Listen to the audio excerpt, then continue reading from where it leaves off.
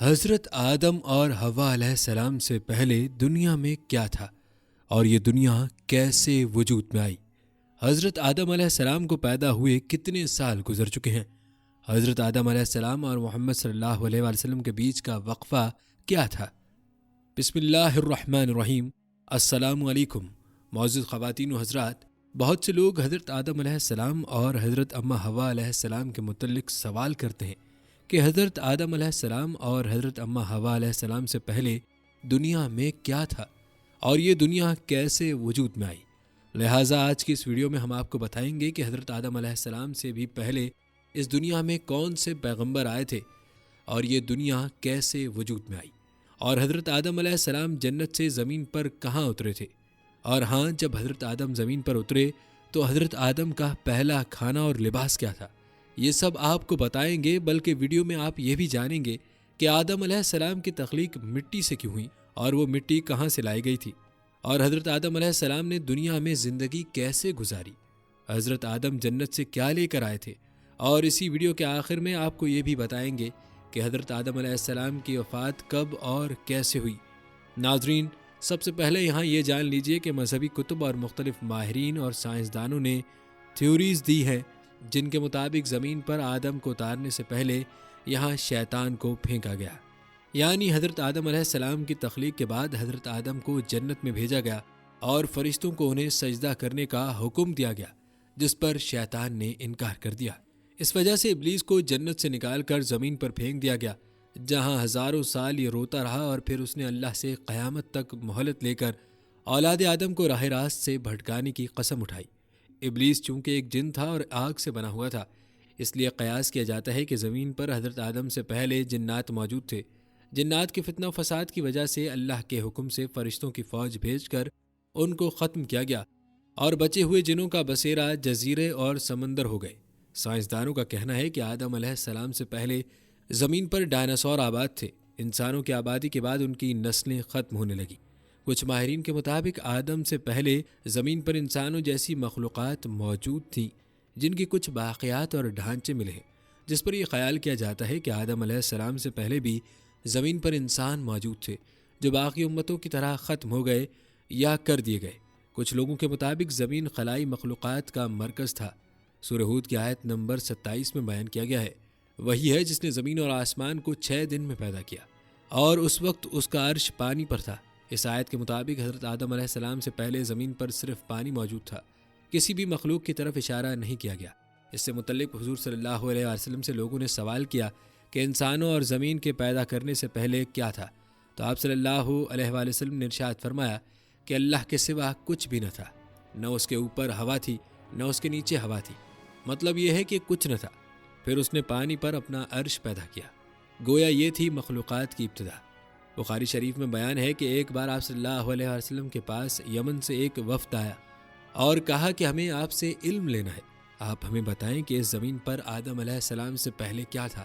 آپ صلی اللہ علیہ وسلم نے فرمایا، کچھ نہیں، صرف اللہ تھا اور عرش پانی پر تھا، اور لوح محفوظ میں قلم سے سب لکھ کر محفوظ کر دیا گیا تھا۔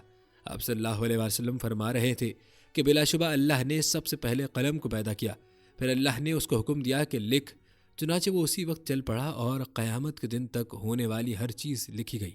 یہ اللہ تعالیٰ کا علم تھا جس کو قلم نے اس کے حکم کے مطابق لوح محفوظ پر لکھا۔ حضرت سیدنا عبداللہ بن عمرو بن عاص رضی اللہ تعالیٰ عنہ روایت کرتے ہیں کہ میں نے سنا اللہ کے رسول صلی اللہ علیہ وآلہ وسلم فرما رہے تھے کہ اللہ نے آسمانوں اور زمین کی پیدائش سے 50,000 سال پہلے تمام مخلوقات کی تقدیروں کو لکھ دیا، اور اس وقت اس کا عرش پانی پر تھا۔ اس حدیث مبارکہ سے یہ بات واضح ہو گئی کہ سب سے پہلے پانی، پھر پانی پر عرش کی تخلیق ہوئی، پھر قلم کے فوراً بعد لوح محفوظ کو پیدا کیا گیا جس پر سب کچھ جو قیامت تک ہونے والا تھا لکھ دیا گیا، پھر کائنات کی باقی مخلوقات، آسمان و زمین کی پیدائش وجود میں آتی گئی۔ حضرت ابو ہریرہ رضی اللہ تعالیٰ عنہ سے روایت ہے کہ جب نبی اکرم صلی اللہ علیہ وسلم سے دنیا میں چیزوں کے وجود میں آنے کی ترتیب پوچھی گئی تو انہوں نے میرا ہاتھ تھاما اور کہا کہ اللہ نے جب یہ دنیا بنائی تو ان کی ترتیب کچھ یوں تھی: ہفتے والے دن مٹی پیدا کی، اتوار کو پہاڑ، پیر کو درخت، منگل کو تکالیف، بیماریاں، مسائل، بدھ کو نور، جمعرات کو چوپائے اس زمین پر پھیلا دیے، اور جمعے کے مبارک دن عصر سے رات کے درمیان آدم علیہ السلام کو پیدا کیا تھا۔ اس حدیث مبارکہ سے پتہ چلتا ہے کہ ابتدائی مخلوقات کی ترتیب کیا تھی۔ ان میں سب سے آخری نمبر حضرت آدم علیہ السلام کا تھا، جبکہ آدم علیہ السلام نسل انسانی میں سب سے پہلے اور تمام انسانوں کے باپ ہیں، جبکہ انسانوں سے پہلے فرشتے اور جن پیدا ہو چکے تھے۔ صاحب عقل مخلوقات میں سب سے پہلا نمبر فرشتوں کا، دوسرا نمبر جنوں کا اور آخری نمبر انسانوں کا ہے۔ فرشتوں کی تخلیق کے بعد جنوں کو بھی انسانوں سے پہلے پیدا کیا گیا تھا، جیسا کہ اللہ پاک سورہ ہجرہ آیت نمبر 27 میں ارشاد فرماتا ہے، اور اس سے پہلے جنات کو ہم نے لو والی آگ سے پیدا کیا۔ جنات کے بارے میں حضرت عبداللہ بن عباس رضی اللہ تعالیٰ عنہ فرماتے ہیں کہ حضرت آدم علیہ السلام کی تخلیق سے 2000 سال پہلے جنات پیدا کیے گئے۔ وہ ہماری اس زمین پر آباد تھے، مگر آہستہ آہستہ صرف اللہ تھا اور عرش پانی پر تھا۔ لوح محفوظ میں قلم سے سب لکھ کر محفوظ کر دیا گیا تھا۔ آپ صلی اللہ علیہ وسلم فرما رہے تھے کہ بلا شبہ اللہ نے سب سے پہلے قلم کو پیدا کیا، پھر اللہ نے اس کو حکم دیا کہ لکھ، چنانچہ وہ اسی وقت چل پڑا اور قیامت کے دن تک ہونے والی ہر چیز لکھی گئی۔ یہ اللہ تعالیٰ کا علم تھا جس کو قلم نے اس کے حکم کے مطابق لوح محفوظ پر لکھا۔ حضرت سیدنا عبداللہ بن عمرو بن عاص رضی اللہ تعالیٰ عنہ روایت کرتے ہیں کہ میں نے سنا کہ اللہ کے رسول صلی اللہ علیہ وسلم فرما رہے تھے کہ اللہ نے آسمانوں اور زمین کی پیدائش سے 50,000 سال پہلے تمام مخلوقات کی تقدیروں کو لکھ دیا، اور اس وقت اس کا عرش پانی پر تھا۔ اس حدیث مبارکہ سے یہ بات واضح ہو گئی کہ سب سے پہلے پانی، پھر پانی پر عرش کی تخلیق ہوئی، پھر قلم کے فوراً بعد لوح محفوظ کو پیدا کیا گیا، جس پر سب کچھ جو قیامت تک ہونے والا تھا لکھ دیا گیا۔ پھر کائنات کی باقی مخلوقات، آسمان و زمین کی پیدائش وجود میں آتی گئی۔ اس طرح یہ دنیا وجود میں آئی اور آدم زمین پر آیا، اور اس کے بعد انسانوں کی نسلیں چلیں۔ ناظرین، یہاں یہ بھی جان لیجئے کہ آدم علیہ السلام کی تخلیق مٹی سے کیوں ہوئی، اور وہ مٹی کہاں سے لائی گئی۔ حضرت آدم علیہ السلام کی نہ ماں ہے نہ باپ، بلکہ اللہ تعالیٰ نے ان کو مٹی سے بنایا ہے۔ چنانچہ روایت ہے کہ جب اللہ نے آپ کو پیدا کرنے کا ارادہ فرمایا تو حضرت اسرائیل علیہ السلام کو حکم دیا کہ زمین سے ایک مٹھی مٹی لائیں۔ حکم خداوندی کے مطابق حضرت اسرائیل علیہ السلام نے آسمان سے اتر کر زمین سے ایک مٹھی مٹی اٹھائی تو پوری روئے زمین کی اوپری پرت چھلکے کے مانند اتر کر آپ کی مٹھی میں آ گئی، جس میں 60 رنگوں اور مختلف کیفیتوں والی مٹیاں تھیں، یعنی سفید و سیاہ اور سرخ و زرد رنگوں والی، اور نرم، سخت، شیریں و تلخ، نمکین و پھیکی وغیرہ کیفیتوں والی مٹیاں شامل تھیں۔ پھر اس مٹی کو مختلف پانیوں سے گوندنے کا حکم فرمایا، چنانچہ ایک مدت کے بعد یہ چپکنے والی بن گئی۔ پھر ایک مدت تک یہ گوندی گئی تو کیچڑ کی طرح بودار گارا بن گئی۔ پھر یہ خشک ہو کر کھنکھناتی ہوئی بجتی ہوئی مٹی بن گئی۔ پھر اس مٹی سے حضرت آدم علیہ السلام کا پتلا بنا کر جنت کے دروازے پر رکھ دیا گیا، جس کو دیکھ دیکھ کر فرشتوں کی جماعت تعجب کرتی تھی، کیونکہ فرشتوں نے ایسی شکل و صورت کی کوئی مخلوق کبھی دیکھی ہی نہیں تھی۔ پھر اللہ تعالیٰ نے اس پتلے میں روح کو داخل ہونے کا حکم فرمایا، چنانچہ روح داخل ہو کر جب آپ کے نتھنوں میں پہنچی تو آپ کو چھینک آئی، اور جب روح زمین تک پہنچ گئی تو آپ نے الحمدللہ پڑھا، اور اللہ تعالیٰ نے فرمایا یرحمک اللہ، یعنی اللہ تعالیٰ تم پر رحمت فرمائے۔ اے ابو محمد یعنی آدم، میں نے تم کو اپنی حمد ہی کے لیے بنایا ہے۔ پھر رفتہ رفتہ پورے بدن میں روح پہنچ گئی اور آپ زندہ ہو کر اٹھ کھڑے ہوئے۔ اللہ تعالیٰ نے حضرت آدم علیہ السلام کو 4 عظیم شرف اور مرتبے عطا فرمائے۔ اپنے ہاتھ سے پیدا فرمایا، روح پھونکی، فرشتوں کو سجدہ کرنے کا حکم فرمایا، اشیاء کے ناموں کے علم سے سرفراز فرمایا۔ ناظرین، مذاہب کی قدیم کتابوں میں یہ بھی لکھا ہے کہ ابلیس یعنی شیطان جن تھا، اور اللہ تعالیٰ نے اس کی عبادات کے باعث اسے فرشتوں میں شامل کر لیا تھا اور اسے ان کا سردار بنا دیا تھا۔ اس کے بعد اس کی ریاست کا سلسلہ جاری رہا۔ اس کائنات کا کوئی ایسا چپا یا کوئی ایسا ٹکڑا نہیں تھا جس پر ابلیس نے سجدہ نہ کیا ہو۔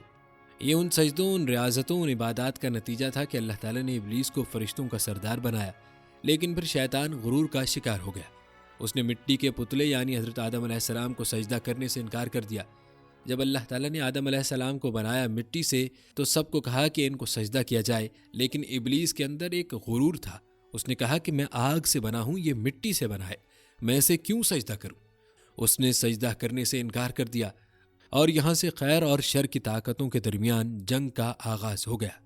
قدیم صحائف نے لکھا ہے کہ جب شیطان کو حضرت آدم علیہ السلام کو سجدہ کرنے کا حکم دیا گیا تو اس نے حضرت آدم علیہ السلام پر حقارت سے تھوک دیا تھا۔ شیطان کا تھوک حضرت آدم علیہ السلام کے پیٹھ پر گرا تھا، اور اس کے بعد اللہ تعالیٰ نے حضرت جبرائیل علیہ السلام کو تھوک والی مٹی نکالنے کا حکم دے دیا تھا۔ حضرت جبرائیل علیہ السلام نے یہ مٹی نکالی تو حضرت آدم علیہ السلام کے پیٹ پر ایک چھوٹا سا سوراخ بن گیا، یہ سوراخ ناف کی شکل میں آج بھی ہمارے پیٹ پر موجود ہے۔ اللہ تعالیٰ نے اس ناف کی مٹی سے جس پر شیطان نے تھوکا تھا اس سے کتے کو بنایا تھا۔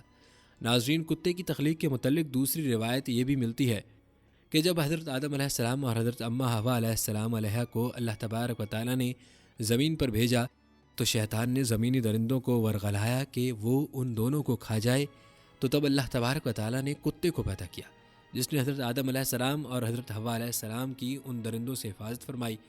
یعنی کتے کی پیدائش حضرت آدم علیہ السلام کو زمین پر بھیجنے کے فوراً بعد اللہ تبارک و تعالیٰ نے فرمائی۔ بہرحال ناظرین، ایک حدیث میں نقل کیا گیا ہے کہ حضرت آدم علیہ السلام کا پتلا جس مٹی سے بنایا گیا، چونکہ وہ مختلف رنگوں اور مختلف کیفیتوں کی مٹیوں کا مجموعہ تھی، اسی لیے آپ کی اولاد یعنی انسانوں میں مختلف رنگوں اور قسم قسم کے مزاجوں والے لوگ ہیں۔ حضرت ابو موسیٰ اشعری رضی اللہ تعالیٰ عنہ سے روایت ہے کہ نبی کریم صلی اللہ علیہ وآلہ وسلم نے ارشاد فرمایا، اللہ تعالیٰ نے حضرت آدم علیہ السلام کو ایک مٹھی خاک سے پیدا فرمایا۔ یہ مٹی تمام روئے زمین سے حاصل کی گئی تھی۔ یہی وجہ ہے کہ حضرت آدم کی نسل میں مختلف رنگ و زبان کے لوگ پائے جاتے ہیں۔ حضرت آدم علیہ السلام کی کنیت ابو محمد یا ابو البشر اور آپ کا لقب خلیفۃ اللہ ہے، اور آپ سب سے پہلے اللہ تعالیٰ کے نبی ہیں۔ آپ نے 960 برس کی عمر پائی اور بوقت وفات آپ کی اولاد کی تعداد 1,00,000 ہو چکی تھی، جنہوں نے طرح طرح کی صنعتوں اور عمارتوں سے زمین کو آباد کیا۔ قرآن مجید میں بار بار اس مضمون کا بیان ہے کہ حضرت آدم علیہ السلام کی تخلیق مٹی سے ہوئی۔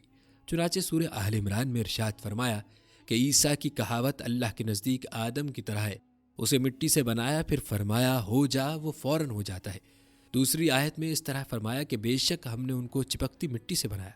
کہیں یہ فرمایا اور بے شک ہم نے آدمی کو بچتی ہوئی مٹی سے بنایا، جو اصل میں ایک سیاہ بودار گارا تھی۔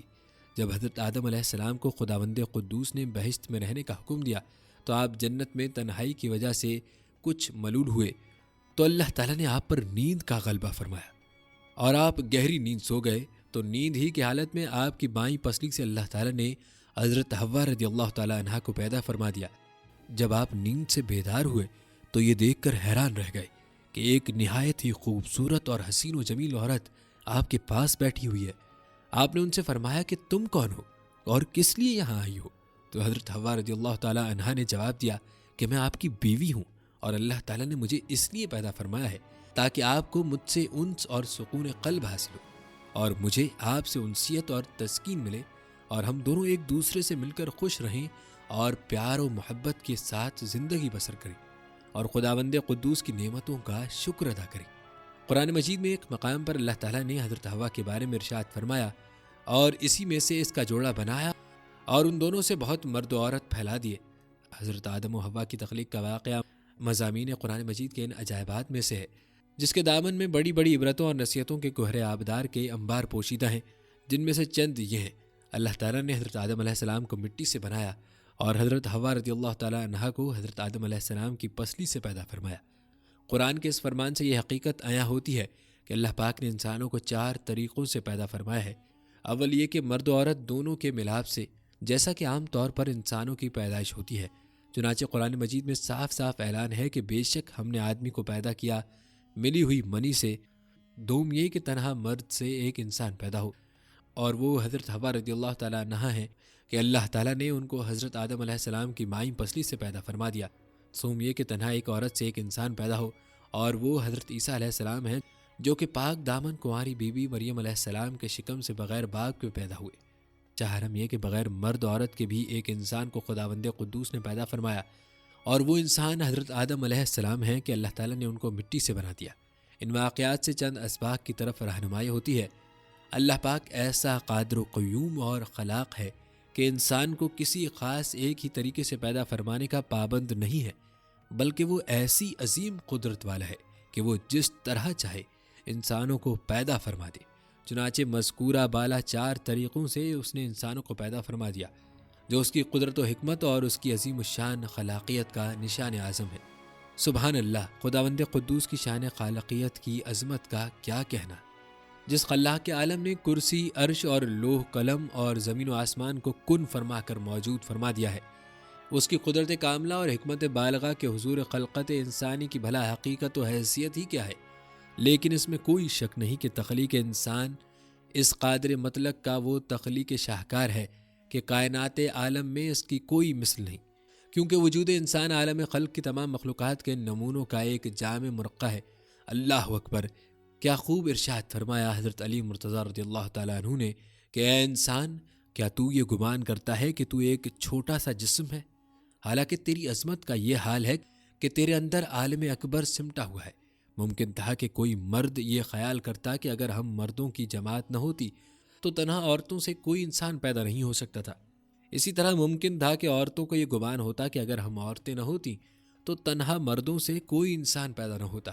اسی طرح ممکن تھا کہ عورت و مرد دونوں مل کر یہ ناز کرتے کہ اگر ہم مردوں اور عورتوں کا وجود نہ ہوتا تو کوئی انسان پیدا نہ ہو سکتا تھا۔ تو اللہ تعالیٰ نے چاروں طریقوں سے انسانوں کو پیدا فرما کر عورتوں اور مردوں دونوں کا منہ بند کر دیا کہ دیکھ لو، ہم ایسے قادر و قیوم ہیں کہ حضرت حوا علیہ السلام کو تنہا مرد یعنی حضرت آدم علیہ السلام کی پسلی سے پیدا فرما دیا۔ لہٰذا اے عورتوں، تم یہ گمان مت رکھو کہ اگر عورتیں نہ ہوتی تو کوئی انسان پیدا نہ ہوتا۔ اسی طرح حضرت عیسیٰ علیہ السلام کو تنہا عورت کے شکم سے بغیر مرد کے پیدا فرما کر مردوں کو تنبیہ فرما دی کہ اے مردوں، تم یہ ناز نہ کرو کہ اگر تم نہ ہوتے تو انسان کی پیدائش نہیں ہو سکتی تھی۔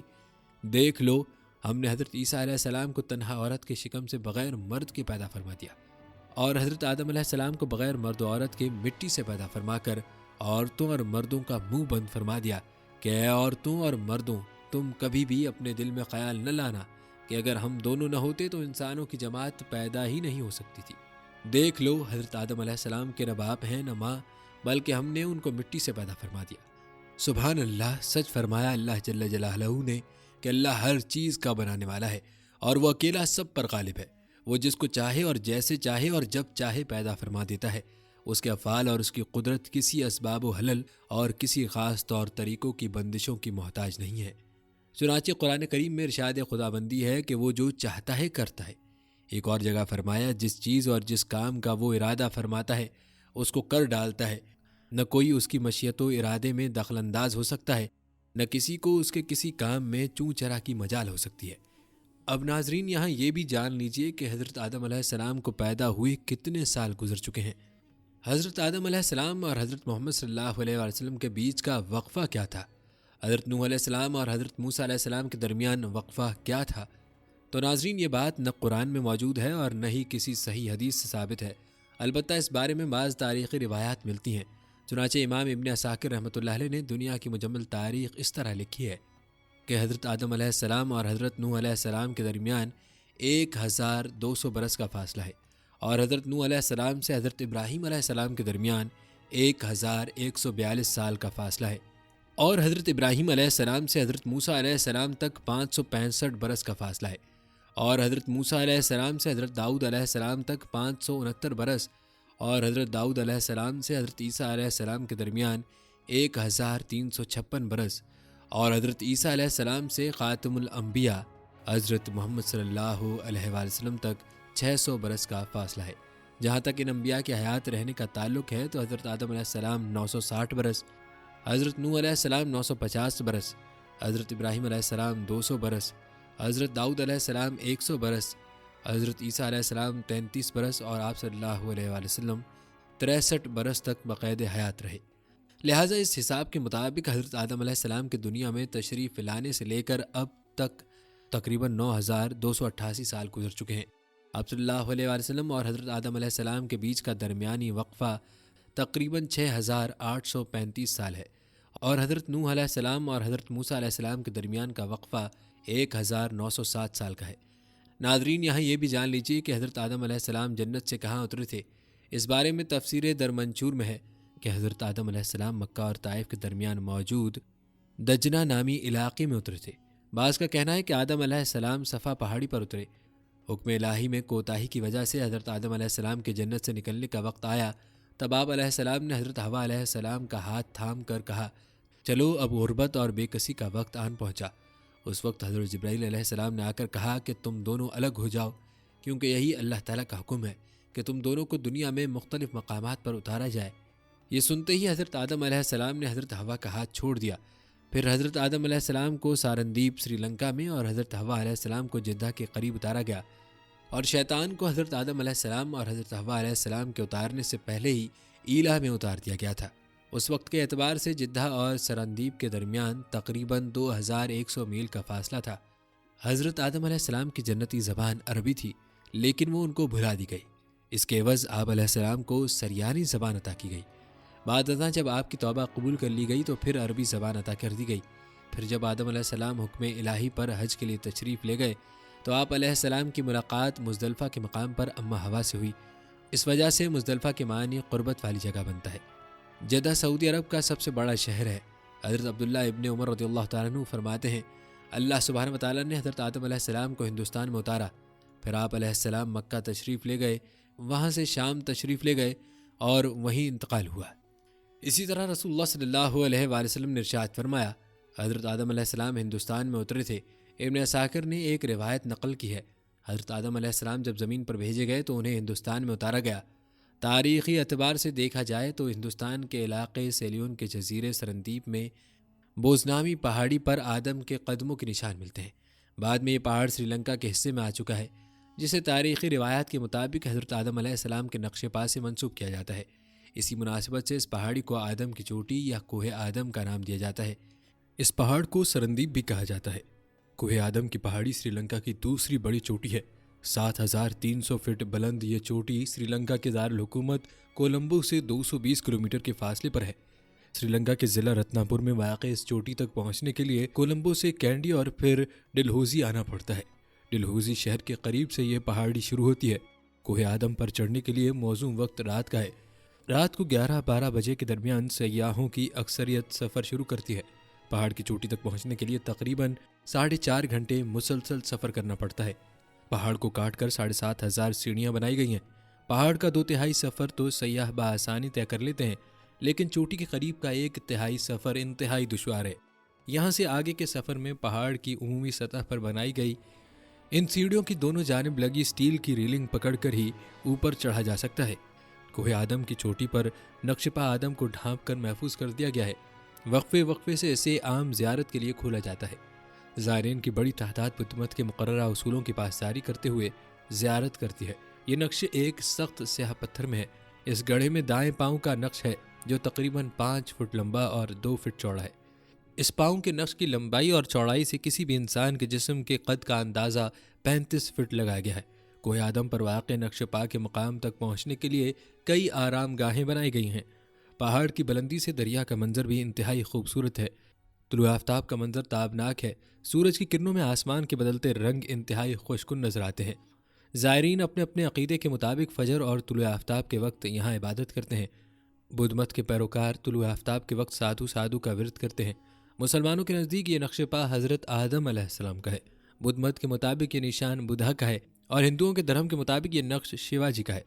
بدھ مت کی سب سے پرانی کتاب مہاونس میں بھی اس قدم کا ذکر ہے۔ اپریل کے مہینے میں زائرین کی بڑی تعداد یہاں آتی ہے۔ مقامی زبان میں اس پہاڑی کو سری پاڈا کہا جاتا ہے۔ تاریخی حوالے بتاتے ہیں کہ سکندر اعظم اور ابن بطوطہ نے بھی زیارت کے لیے یہاں کا سفر کیا۔ ابن بطوطہ نے اپنے سفر نامے میں اس کا ذکر انتہائی دلچسپ پیرائے میں کیا ہے۔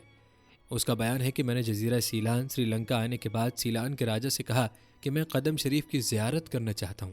سیلان سری لنکا کے راجہ حکمران نے میرے سفر کا اہتمام کیا۔ سیلان میں آدم کو بابا اور ہوا کو ماما کہتے ہیں۔ راجہ نے مجھے ایک ڈولا دیا اور کئی غلام دیے جو مجھے ڈولے میں بٹھا کر لے گئے۔ راجہ نے 4 جوگی بھی میرے ساتھ کر دیے۔ یہ جوگی راستے سے خوب واقف تھے۔ اس کے علاوہ 3 برہمن اور 10 اہلکاروں کے علاوہ 15 آدمی بھی میرا سامان اٹھانے کے لیے ساتھ کر دیے۔ پانی اس راستے میں بکثرت ہے۔ پہلے دن ہم ایک دریا پر پہنچے اور بیت کی چھڑیوں سے بنی ہوئی کشتی میں اس دریا کو عبور کیا۔ وہاں سے ہم مینار منڈلی پہنچے۔ وہاں ایک غار ہے جس کو غار تارنج کہتے ہیں اور ایک دوسرا غار ہے اس کو راجہ کا غار کہتے ہیں۔ اس کے پاس پہاڑ کا دروازہ ہے جس کو جبل سرندیپ کہتے ہیں۔ جب ہم وہاں پر گئے تو بادل ہم سے نیچے تھے۔ ابن بطوطہ کے مطابق کوہ آدم تک رسائی کے لیے زائر جس راستے سے گزر کر چوٹی تک پہنچتا ہے اسے راستے میں ایسے خوشنما درخت ملتے ہیں جن کے پتے کبھی نہیں جھڑتے۔ پہاڑی سرخ گلاب کا پھول ہتھیلی کے برابر ہوتا ہے۔ لوگوں کا گمان ہے کہ اس پھول میں اللہ اور محمد صلی اللہ علیہ وآلہ وسلم کا نام قلم قدرت سے لکھا ہوا ہوتا ہے۔ اس کے پاس پہاڑ کا دروازہ ہے جس کو جبل سرندیپ کہتے ہیں۔ یہ پہاڑ دنیا کے بلند پہاڑوں میں سے ہے۔ اس پہاڑ کے ذریعے قدم تک جانے کے 2 راستے ہیں۔ ایک کو بابا کا راستہ کہتے ہیں اور دوسرے کو ماما کا، یعنی آدم اور حوا کے راستے۔ ماما کا راستہ آسان ہے، اس راستے سے زائرین واپس آتے ہیں، اور اگر کوئی ماما کے راستے سے جائے تو سمجھتے ہیں کہ اس نے زیارت ہی نہیں کی۔ بابا کا راستہ بڑا دشوار گزار ہے اور اس پر چڑھنا نہایت مشکل ہے۔ اس خطرناک ڈھلوان دار راستے پر زائرین کی سہولت کے لیے پہاڑ تراش کر سیڑھیاں کھدوائی گئی ہیں۔ ان سیڑھیوں پر چڑھنے والوں کو گرنے سے بچانے کے لیے لوہے کی منجی گاڑ کر زنجیریں لگائی گئی ہیں۔ یہ 10 زنجیریں ہیں۔ 10ویں زنجیر کو زنجیر شہادت کہتے ہیں۔ اس زنجیر کے پاس جب مسافر پہنچتا ہے اور وہ پہاڑ سے نیچے کی طرف دیکھتا ہے تو اس کے ہوش اڑ جاتے ہیں۔ اس زنجیر کے پاس یہ ایک غار ہے جسے سکندر اعظم کی غار سے منسوب کیا جاتا ہے۔ اس غار کے ساتھ ایک چشمہ بھی ہے۔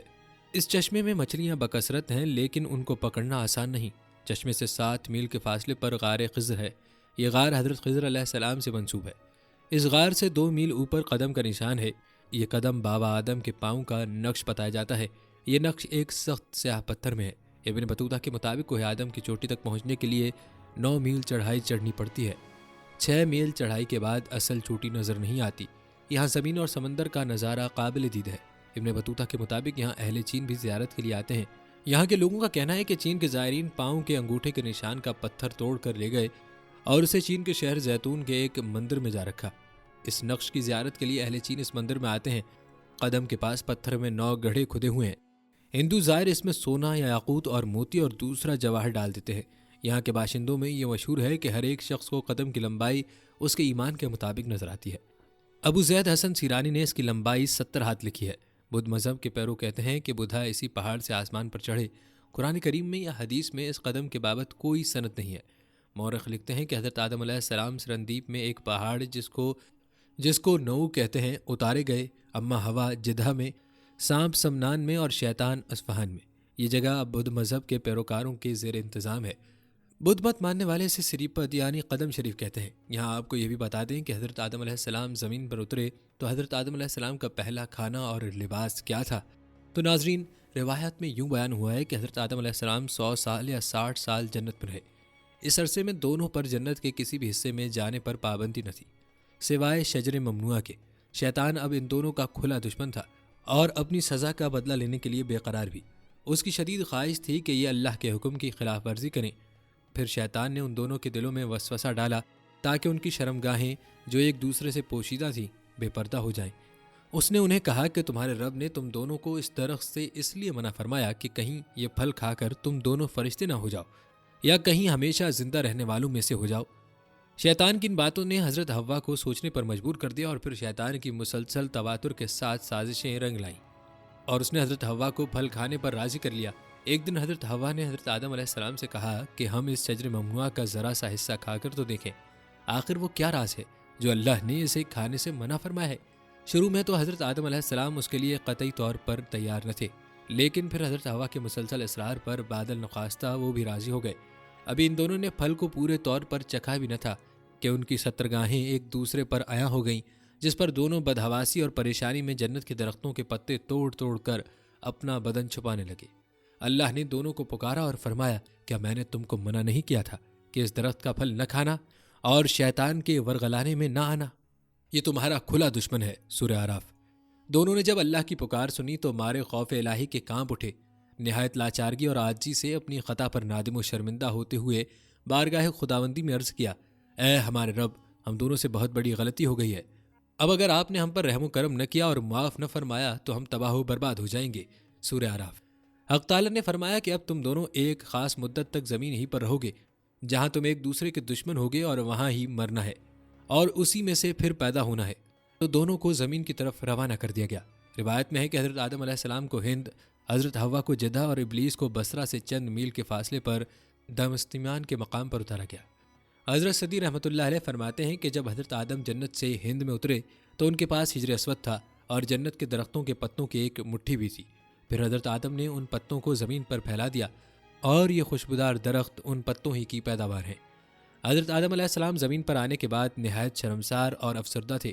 پھر حضرت حوا سے علیحدگی نے بھی سخت پریشانی میں مبتلا کر دیا تھا۔ روایت میں ہے کہ آپ ایک طویل عرصے تک اللہ کے حضور گڑ گڑاتے، فریاد کرتے اور آنسو بہاتے رہے، یہاں تک کہ اللہ تعالیٰ کو ان کی اس کریا ازاری پر رحم آ گیا اور پھر ایک دن حضرت جبرائیل علیہ السلام نے حضرت آدم علیہ السلام کے پاس آ کر انہیں اللہ کی جانب سے معافی کی نوید سنائی۔ حضرت آدم علیہ السلام خوشی سے سرشار بارگاہ خداوندی میں سربسجود ہو کر شکر بجا لائے۔ پھر حضرت جبرائیل علیہ السلام انہیں لے کر مکہ آئے۔ یہاں حضرت آدم نے کعبہ شریف کی بنیاد رکھی اور حجر اسود کو کعبے کی دیوار پر نصب فرمایا۔ پھر اس کے گرد طواف کیا۔ طواف سے فارغ ہو کر حضرت جبرائیل علیہ السلام انہیں جبل عرفات پر لے گئے، جہاں حضرت حوا تشریف فرما تھی۔ لیکن طویل عرصے کی جدائی اور حالات نے بہت سے جسمانی تغیرات پیدا کر دیے تھے، چنانچہ یہ دونوں ایک دوسرے کو پہچان نہ پائے، جس میں حضرت جبرائیل نے دونوں کا تعارف کروایا۔ حضرت عمر سے مروی ہے کہ نبی اکرم صلی اللہ علیہ وآلہ وسلم نے فرمایا کہ جب حضرت آدم سے لغزش ہو گئی تو انہوں نے بارگاہ خداوندی میں عرض کیا، اے میرے پروردگار، میں آپ سے محمد صلی اللہ علیہ وآلہ وسلم کے وسیلے سے سوال کرتا ہوں کہ آپ میری مغفرت فرما دیں۔ اللہ رب العزت نے فرمایا، تو نے محمد صلی اللہ علیہ وآلہ وسلم کو کیسے جان لیا جبکہ میں نے ان کو اب تک پیدا نہیں فرمایا؟ حضرت آدم علیہ السلام نے عرض کیا، اے پروردگار، جب آپ نے مجھے اپنے ہاتھوں سے پیدا فرمایا اور مجھ میں جان ڈالی، پھر میں نے اپنا سر اٹھایا تو عرش پر لکھ دیا لا الہ الا اللہ محمد رسول اللہ، تو میں نے جان لیا کہ جس ذات کا نام آپ نے اپنے نام کے ساتھ ملایا ہے، اس سے بڑھ کر آپ کے نزدیک اور کوئی محبوب نہیں ہو سکتا۔ تو اللہ نے فرمایا، اے آدم، تو نے سچ کہا، وہ میرے نزدیک سب سے محبوب ہیں، اور جب تو نے ان کے وسیلے سے مجھ سے مانگ لیا تو بس میں نے تیری بخشش کر دی، اور اگر محمد نہ ہوتے تو میں آپ کو بھی پیدا نہ کرتا۔ ناظرین، اب آتے ہیں اس بات کی طرف کہ جو آج کی ویڈیو کا مقصد ہے کہ دنیا میں حضرت آدم علیہ السلام سے بھی پہلے کون سے ایک پیغمبر کا تذکرہ ملتا ہے۔ تو جان لیجئے کہ حضرت آدم سے پہلے ایک پیغمبر کو اللہ نے جنات میں بھیجا تھا۔ خواتین و حضرات، جن اللہ کی مخلوق ہیں جنہیں انسان کی پیدائش سے بھی قبل پیدا کیا گیا تھا۔ بعض محققین اور تاریخ دان لکھتے ہیں کہ جنات کو آدم کی تخلیق سے بھی 2000 سال قبل تخلیق کیا گیا تھا۔ قرآن حکیم میں اس کا ذکر اس طرح آیا ہے، اور ہم نے انسان کو کھنکتے ہوئے گارے سے پیدا کیا اور جنوں کو اس سے بھی پہلے بے دھوئیں کی آگ سے پیدا کیا۔ ایک اور جگہ ارشاد ہے، اس نے انسان کو بجنے والی مٹی سے پیدا کیا اور جنات کو آگ کے شعلے سے پیدا کیا۔ ابن کثیر آیت کی تفسیر میں لکھتے ہیں کہ سلسال خشک مٹی اور جس میں آواز ہو فخار آگ میں پکی ہوئی مٹی کو ٹھیکری کہتے ہیں۔ مارج سے مراد سب سے پہلا جن ہے جسے ابو الجن کہا جا سکتا ہے، جیسے حضرت آدم کو ابو الآدم کہا جاتا ہے۔ یہاں مراد جنوں کا باپ یا جن بطور جنس کے لیے، جیسا کہ ترجمہ جنس کے اعتبار سے ہی کیا گیا ہے۔ لغت میں مارج آگ سے بلند ہونے والے شعلے کو کہتے ہیں۔ نار سے مراد ایک خاص نوعیت کی آگ ہے، نہ کہ وہ آگ جو لکڑی یا کوئلے جلانے سے پیدا ہوتی ہے، اور مارج کے معنی ہے خالص شعلہ جس میں دھواں نہ ہو۔ جس طرح پہلا انسان مٹی سے بنایا گیا، پھر تخلیق کے مختلف مدارج سے گزرتے ہوئے اس کے جسد خاکی نے گوشت پوست کے زندہ بشر کی شکل اختیار کی، اور آگے اس کی نسل نطفے سے چلی۔ اسی طرح پہلا جن خالص آگ کے شعلے یا آگ کے لپٹ سے پیدا کیا گیا، اور بعد میں اس کی ذریت سے جنوں کی نسل پیدا ہوئی۔ ان کا وجود بھی اصلاً ایک آتشی وجود ہے، لیکن جس طرح ہم محض ایک تودہ خاک نہیں ہے، اسی طرح وہ بھی محض شعلہ آتشی نہیں ہے۔ ایک روایت میں آیا ہے کہ جنوں کو جمعرات کو تخلیق کیا گیا تھا، جنوں کو اللہ تعالیٰ نے اپنی عبادت کے لیے پیدا کیا تھا، جس کی تصدیق قرآن حکیم نے ان الفاظ سے کی ہے، اور میں نے جنوں اور انسانوں کو اس لیے پیدا کیا کہ وہ میری عبادت کریں۔ اس آیت مبارکہ سے ثابت ہو رہا ہے کہ انسان ایک مخلوق ہے جسے اللہ نے عبادت کے لیے پیدا کیا ہے۔ حضرت آدم کی خلقت سے پہلے جنات کے درمیان پیغمبر مبعوث ہوئے ہیں، کیونکہ اللہ پاک قرآن کریم میں خلقت کے مقصد کو جن و انس کی عبادت اور ان کو کمال تک پہنچانا بیان کرتا ہے اور فرماتا ہے، میں نے جن و انس کو عبادت کے لیے خلق کیا ہے۔ روایت میں آیا ہے کہ ایک شامی مرد نے حضرت علی سے پوچھا، کیا خدا نے جنات کی جانب کسی پیغمبر کو بھیجا ہے؟ علی رضی اللہ تعالیٰ عنہ نے جواب میں فرمایا، ہاں، ایک پیغمبر جس کا نام یوسف تھا، ان کی ہدایت کے لیے بھیجا گیا، لیکن انہوں نے اسے شہید کر دیا۔ یہ روایت بھی دلیل ہے کہ جنات میں انہی کی نوح سے پیغمبر ہوتے تھے۔ اس بنا پر جو کچھ ہم نے بیان کیا ہے، اس سے واضح ہوا کہ جن بھی مکلف ہیں اور فرائض رکھتے ہیں۔ آدم علیہ السلام کتنی مدت جنت میں رہے اور ان کی اولاد جنت میں ہوئی یا نہیں، ان کے متعلق صحیح معلومات ثابت نہیں ہے۔ آدم علیہ السلام کی اولاد میں شادی کا طریقہ ہے، تاریخ میں نقل ہے کہ حوا کے ہاں ہر حمل سے ایک لڑکا اور ایک لڑکی پیدا ہوتے تھے۔ ایک حمل سے پیدا ہونے والا لڑکا دوسرے حمل سے پیدا ہونے والی لڑکی سے شادی کرتا تھا۔ حدیث میں ہے کہ قیامت کے دن جب لوگ جنت کے قریب ہو جائیں گے تو آدم علیہ السلام کے پاس آئیں گے، کہیں گے، اے ہمارے باپ، ہمارے لیے جنت کو کھلوا دو۔ تو آدم علیہ السلام کہیں گے، تم کو اس جنت سے صرف تمہارے باپ کی غلطی نے نکالا تھا۔ آدم علیہ السلام اپنی زوجہ کے ساتھ زمین پر آ گئے۔ اللہ تعالیٰ نے دعائیہ کلمات سکھائے، ربنا ظلمنا انفسنا وان لم تغفر لنا وترحمنا لنکونن من الخاسرین۔ ان دونوں نے دعائیہ کلمات کے ساتھ اللہ تعالیٰ سے معافی مانگی۔ اللہ تعالیٰ نے جمعے کے روز ان کی توبہ قبول فرمائی۔ جب آدم علیہ السلام زمین پر رہنے لگے تو پھر اللہ نے ان کے لیے عمدہ لباس کا انتظام فرمایا، اور اللہ تعالیٰ نے ان کی اولاد کو عزت و کرامت سے سرفراز فرمایا۔ ہماری اللہ پاک سے دعا ہے کہ اللہ پاک حضرت آدم علیہ السلام اور حضرت اماں حوا کو امت مسلمہ کی طرف سے بہترین جزائے خیر عطا فرمائے۔ اور ہمیں آدم و حوا کی زندگی سے سبق سیکھنے اور اس پر عمل کرنے کی توفیق عطا فرمائے۔ دوستوں، یہ تھی ہماری آج کی ویڈیو پسند آئی ہے تو اس کو لائک کریں اور کمنٹ میں اپنی رائے کا اظہار ضرور دیں۔ دوستوں، آپ سے ایک اور گزارش ہے کہ آپ کو جس ٹاپک پر بھی ویڈیو دیکھنی ہے کمنٹ سیکشن میں ہمیں لازمی بتائیں، آپ کی رائے ہمارے لیے بہت اہم ہے۔ دوستوں، آپ سے ایک بار پھر گزارش ہے کہ ہمارے چینل کو سبسکرائب ضرور کیجیے گا۔ ملتے ہیں اگلی ویڈیو میں، تب تک کے لیے اللہ نگہبان۔